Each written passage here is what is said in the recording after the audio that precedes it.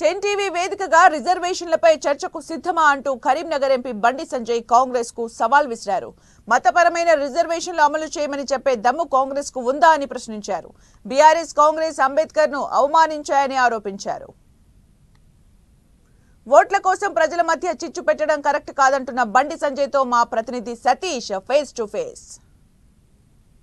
విమర్శలతో రాజకీయాలు వేడెక్కుతున్నాయి. ప్రస్తుతం ఇటు కాంగ్రెస్ కావచ్చు, బీఆర్ఎస్ కావచ్చు చేస్తున్నటువంటి వ్యాఖ్యల నేపథ్యంలో బీజేపీ అభ్యర్థి బండి సంజయ్ నాకు అందుబాటులో ఉన్నారు. సరే, బండి సంజయ్తో మాట్లాడే ప్రయత్నం చేస్తాను. అధికారంలోకి వస్తే ఇటు రిజర్వేషన్లు రద్దు చేస్తారు, ప్రభుత్వ భూములు అమ్మేస్తారు, అదేవిధంగా హైదరాబాద్ను కేంద్రపాలిత ప్రాంతం చేస్తారని చెప్పి కాంగ్రెస్ బీఆర్ఎస్ ప్రచారం చేస్తున్నాయి. అందులో వాస్తవం ఉందా? ఇప్పుడు తెలంగాణ రాష్ట్రంలో అత్యధిక స్థానాలు పార్లమెంట్ ఎన్నికల్లో భారతీయ జనతా పార్టీ గెలవబోతున్నది. బట్ ఈ రెండు పార్టీలు కుమ్మక్కన్నాయి, కుమ్మక్కు రాజకీయాలు చేస్తున్నాయి. ఇద్దరు రాత్రిపూట అనుకొని బీజేపీని ఎట్లా టార్గెట్ చేద్దాం, ఎట్లా బదనాం చేద్దామని చెప్పి ప్లాన్ ప్రకారం రిజర్వేషన్ అంశాన్ని తీసుకొచ్చే ప్రయత్నం చేస్తున్నాయి. రిజర్వేషన్ల అసలు బాబాసాహెబ్ అంబేద్కర్ను అవమానపరిచిన పార్టీలు బీఆర్ఎస్, కాంగ్రెస్ పార్టీలు. మీకు వివరిస్తే చూడండి. అలా కాంగ్రెస్ పార్టీ ఈ దేశంలో ఇందిరాగాంధీ హయాంలో ఎమర్జెన్సీ విధించింది. రాజ్యాంగానికి విరుద్ధంగా ఎమర్జెన్సీ విధించి పేదోళ్ళ బతుకులు నాశనం చేసింది ఇందిరాగాంధీ ప్రభుత్వం. ఈ దేశంలో నెహ్రూ ఉన్నప్పుడు పార్లమెంట్లో ఆ బాబాసాహెబ్ అంబేద్కర్ గారు దళితుల సమస్యల మీద, పేదోళ్ళ సమస్యలను ప్రశ్నించకుండా అడ్డుకుని రాజీనామా చేసి రాజీనామా చేసి బయటకు వచ్చి అంబేద్కర్ గారు మళ్ళీ పోటీ చేస్తే అంబేద్కర్ గారిని ఓడగొట్టిన పార్టీ కాంగ్రెస్ పార్టీ. ఎన్నికలు ఓడగొట్టిన పార్టీ కాంగ్రెస్ పార్టీ. అంబేద్కర్ గారు స్వర్గస్థులైన తర్వాత ఢిల్లీలో ఆ పార్థివోద్యమం ఉంటే దేశ రాజధాని కాబట్టి ఉంచకుండా ముంబైకి పంపించినటువంటి నీచ పార్టీ కాంగ్రెస్ పార్టీ. కానీ కాంగ్రెస్ పార్టీ కాంగ్రెస్ పార్టీకి సంబంధించిన ఏ ప్రధాని కూడా అంబేద్కర్ గారిని కొలువలో తలచలే. ఇంకా పార్లమెంట్లో అంబేద్కర్ చిత్రపటం లేకుండా వేసినటువంటి పార్టీ కాంగ్రెస్ పార్టీ. కాబట్టి ఇలా బీఆర్ఎస్ పార్టీ కేసీఆర్ అనే వ్యక్తి రాజ్యాంగాన్ని మార్చాలి అన్నాడు. కాంగ్రెస్ పార్టీ మాట్లాడారు. రోజు ఇద్దరు కూడా వాటి మేము మాట్లాడినాము. ఏ రోజు బాబాసాహెబ్ అంబేద్కర్ జయంతి వర్ధంతి కార్యక్రమానికి ఇప్పుడు రాలే కేసీఆర్. కాంగ్రెస్ పార్టీ ఏ రోజు ప్రశ్నించలే. ఇలా మేము ప్రశ్నించడం ఇవాళ. కానీ ఇవాళ నరేంద్ర మోడీ గారు భారతరత్న అంబేద్కర్ గారు ఇప్పించడంలో భారతీయ జనతా పార్టీ కీలక పాత్ర. అంబేద్కర్ గారి చిత్రపటాన్ని పార్లమెంట్లో పెట్టింది మేము. ఇలా అంబేద్కర్ గారి యొక్క 5 వాళ్ళు పుట్టిన ప్లేసు, స్వర్గస్థులైన ప్లేసు, దీక్ష, ఇట్లా 5 హైదరాబాద్ కేంద్రపాలిత ప్రాంతం పూర్తి పంచతీర్థాలుగా తయారు చేసింది మేము. అంబేద్కర్ గారు పెట్టిన భిక్షలోనే ప్రధానమంత్రి అని చెప్పింది నరేంద్ర మోడీ గారు. రాజ్యాంగానికి అనుగుణంగా వివరించేది మేము. వాళ్ళ పరిస్థితి ఏంటి? ఇవాళ రిజర్వేషన్లను మేము పెంచుతాం. ఇలా కాంగ్రెస్ పార్టీ, బీఆర్ఎస్ పార్టీ స్పష్టం చేయాలి. రిజర్వేషన్లను మేము తీయము అని చెప్పి మేమందరం వచ్చి ప్రమాణం చేస్తాం.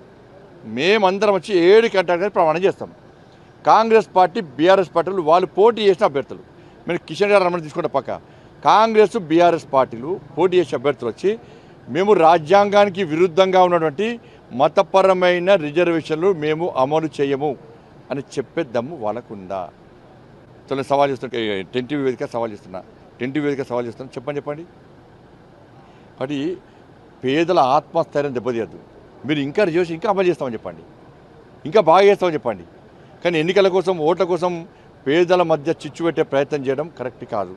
ఇలా 12 మంది ఎస్సీ ఎంపీలను మంత్రులు చేసిన ఘనత భారతీయ జనతా పార్టీ, 8 మంది ఎస్టీ ఎంపీలను మంత్రులు చేసిన ఘనత భారతీయ జనతా పార్టీ, 27 మంది బీసీ ఎంపీలను మంత్రులు చేసిన ఘనత భారతీయ జనతా పార్టీ, అగ్రవర్ణాల్లో పేదలు కూడా రిజర్వేషన్ ఘనత భారతీయ జనతా పార్టీ. అంటే వచ్చేది హంగు, మనమే కింగు అని చెప్పి కేసీఆర్ చెప్తున్నారు. అంటే మీకున్న రాజకీయ పరిపక్వ నేపథ్యంలో అటువంటి హంగు వచ్చే అవకాశం ఉంటుంది? హ్యాంగోవర్లో మాట్లాడుతున్నాడు ఆయన.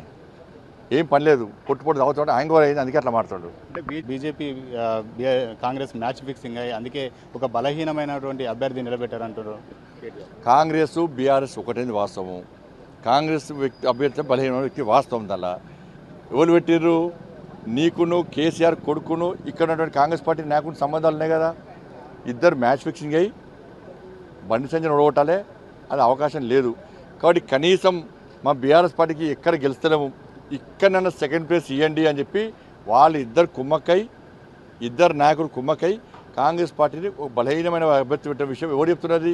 కాంగ్రెస్ పార్టీ నాయకులు చెప్తున్నారు. అంటే రాముడి పేరు మీద రాజకీయాలు చేస్తున్నారు, రాముడిని మీరే పరిచయం చేసినట్టు ఫీల్ అవుతున్నారని చెప్పి నా కేటీఆర్ కూడా కామెంట్ చేశారు. నువ్వు రాముని ఒకే జీవితం అని ఇదేనా? నువ్వు దేవుని ఒక్కని నాస్తికుడు. నువ్వు